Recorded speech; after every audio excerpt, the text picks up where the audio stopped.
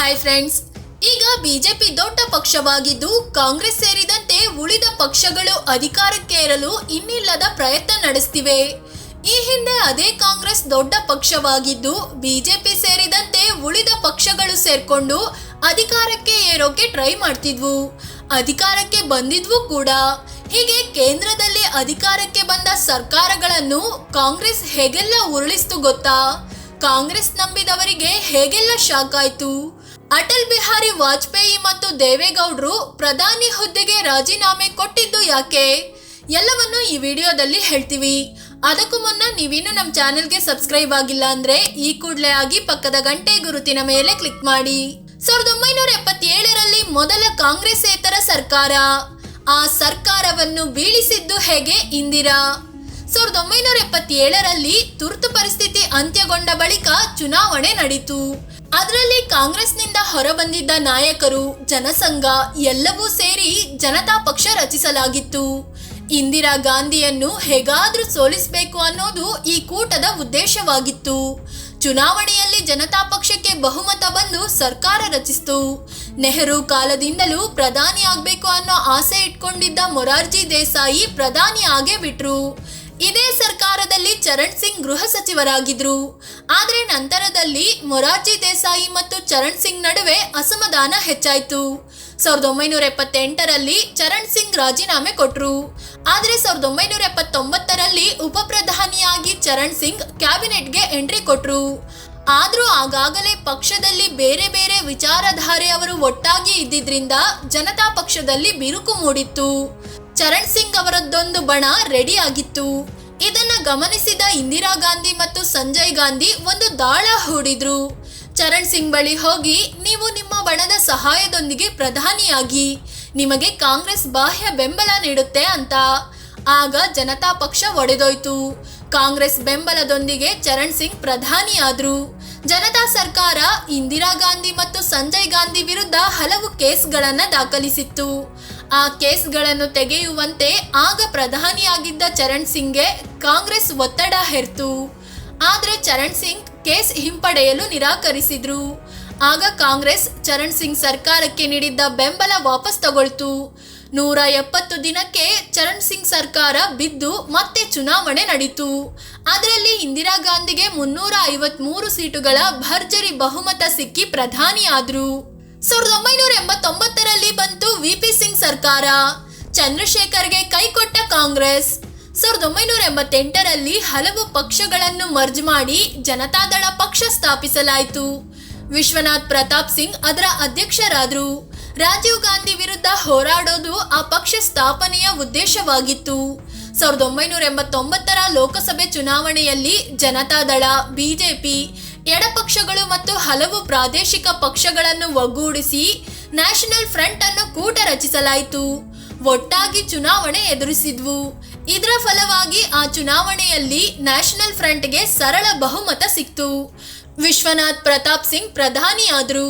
1990ರಲ್ಲಿ ಅಡ್ವಾಣಿ ಗುಜರಾತ್ನ ಸೋಮನಾಥದಿಂದ ಅಯೋಧ್ಯೆವರೆಗೆ ರಥಯಾತ್ರೆ ಹಮ್ಮಿಕೊಂಡ್ರು. ಆದರೆ ಬಿಹಾರ ಪಾಸ್ ಆಗುವಾಗ ಅಲ್ಲಿನ ಸಿಎಂ ಆಗಿದ್ದ ಲಾಲು ಪ್ರಸಾದ್ ಯಾದವ್ ಅಡ್ವಾಣಿ ಮತ್ತು ಬಿಜೆಪಿ ನಾಯಕರನ್ನು ಅರೆಸ್ಟ್ ಮಾಡಿಸಿದ್ರು.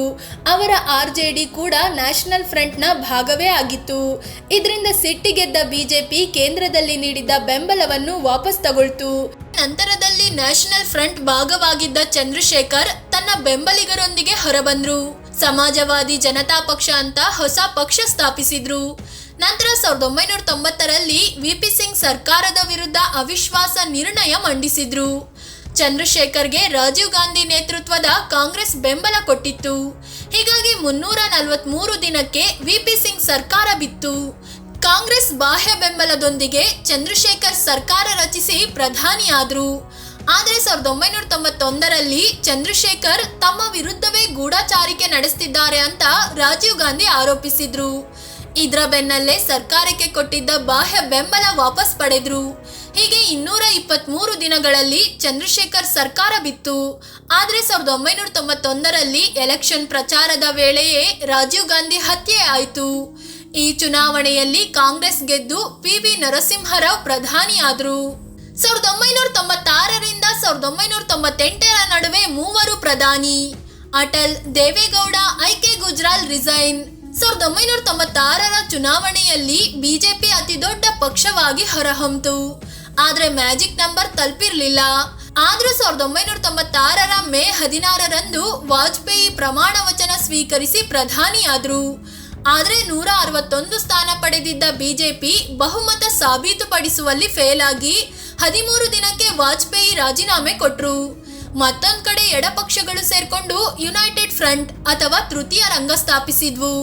ಬಿಜೆಪಿಯನ್ನು ಅಧಿಕಾರದಿಂದ ತಡೆಯೋಕೆ ಕಾಂಗ್ರೆಸ್ ತೃತೀಯ ರಂಗದ ಸರ್ಕಾರಕ್ಕೆ ಬೇಷರತ್ ಬೆಂಬಲ ನೀಡಲು ಒಪ್ಪಿಕೊಳ್ತು. 13 ಪಕ್ಷಗಳು ಸೇರ್ಕೊಂಡು ಸರ್ಕಾರ ರಚನೆಗೆ ಮುಂದಾದ್ವು. 46 ಸೀಟ್ ಗೆದ್ದಿದ್ದ ಜನತಾದಳಕ್ಕೆ ಪ್ರಧಾನಿ ಹುದ್ದೆ ಒಲಿತು. ರಾಜ್ಯದ ದೇವೇಗೌಡರು ಪ್ರಧಾನಿಯಾಗಿ ಆಯ್ಕೆಯಾದ್ರು. ಆದ್ರೆ 324 ದಿನಗಳಲ್ಲಿ ಕಾಂಗ್ರೆಸ್ ಬೆಂಬಲ ವಾಪಸ್ ಪಡೆದಿದ್ರಿಂದ ದೇವೇಗೌಡರು ತಮ್ಮ ಸ್ಥಾನಕ್ಕೆ ರಾಜೀನಾಮೆ ನೀಡಿದ್ರು. ಆದ್ರೆ ಮಧ್ಯಂತರ ಎಲೆಕ್ಷನ್ ತಪ್ಪಿಸಲು ಜನತಾದಳದವರೇ ಆಗಿದ್ದ ಇಂದರ್ ಕುಮಾರ್ ಗುಜ್ರಾಲ್ ರನ್ನು ಪ್ರಧಾನಿಯಾಗಿ ಆಯ್ಕೆ ಮಾಡಲಾಯಿತು. ಅದಕ್ಕೆ ಕಾಂಗ್ರೆಸ್ ಕೂಡ ಸಪೋರ್ಟ್ ಕೊಡ್ತು. ಆದ್ರೆ ಮತ್ತೆ 332 ದಿನಗಳ ಬಳಿಕ ಕಾಂಗ್ರೆಸ್ ಬೆಂಬಲ ವಾಪಸ್ ತಗೊಳ್ತು. ಮತ್ತೆ ಯುನೈಟೆಡ್ ಫ್ರಂಟ್ ಸರ್ಕಾರ ಬಿದ್ದೋಯ್ತು. 1998ರಲ್ಲಿ ಮತ್ತೆ ಬಿತ್ತು ಅಟಲ್ ಸರ್ಕಾರ. 1998ರ ಚುನಾವಣೆಯಲ್ಲಿ ಬಿಜೆಪಿ ಹಲವು ಪಕ್ಷಗಳನ್ನ ಸೇರಿ ಎನ್ಡಿಎ ಒಕ್ಕೂಟ ರಚಿಸಿ ಚುನಾವಣೆಗೆ ಹೋಯ್ತು. ಬಹುಮತ ಕೂಡ ಪಡ್ಕೊಳ್ತು. ಅಟಲ್ ಬಿಹಾರಿ ವಾಜಪೇಯಿ ಪ್ರಧಾನಿ ಆದ್ರು. ಆದ್ರೆ ಇಲ್ಲಿ ಬಿಜೆಪಿ ಮತ್ತು ಶಿವಸೇನೆ ಮಾತ್ರವೇ ಹಿಂದುತ್ವ ಪ್ರತಿಪಾದಿಸೋ ಪಕ್ಷಗಳಾಗಿದ್ವು.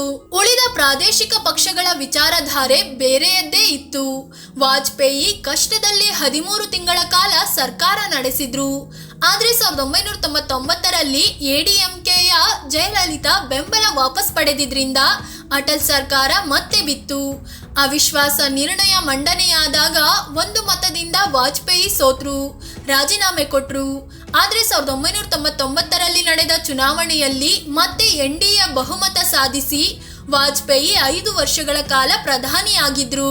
ಫ್ರೆಂಡ್ಸ್, ಇದು ದೇಶದಲ್ಲಿ ಯಾವ್ಯಾವ ಸರ್ಕಾರಗಳು ಅರ್ಧಕ್ಕೆ ಬಿದ್ದು ಹೋಗಿವೆ, ಕಾಂಗ್ರೆಸ್ ಬೆಂಬಲ ಕೊಟ್ಟ ಸರ್ಕಾರಗಳನ್ನು ತಾನೇ ಹೇಗೆ ಬೀಳಿಸಿತ್ತು ಅನ್ನೋದನ್ನ ತಿಳಿಸಿಕೊಡುವ ಪ್ರಯತ್ನ. ಈ ಬಗ್ಗೆ ನಿಮಗೇನ್ ಅನ್ಸುತ್ತೆ? ಈ ಸಲ ಇಂಡಿಯಾ ಒಕ್ಕೂಟ ಸರ್ಕಾರ ರಚಿಸಿದ್ರು ಹೀಗೆ ಆಗುತ್ತಾ? ಕಾಮೆಂಟ್ ಮಾಡಿ ನಿಮ್ಮ ಅಭಿಪ್ರಾಯ ತಿಳಿಸಿ. ಅದೇ ರೀತಿ ನೀವಿನ್ನು ನಮ್ಮ ಚಾನೆಲ್ಗೆ ಸಬ್ಸ್ಕ್ರೈಬ್ ಆಗಿಲ್ಲ ಅಂದ್ರೆ ಈ ಕೂಡಲೇ ಆಗಿ ಪಕ್ಕದ ಗಂಟೆ ಗುರುತಿನ ಮೇಲೆ ಕ್ಲಿಕ್ ಮಾಡಿ. ಧನ್ಯವಾದ.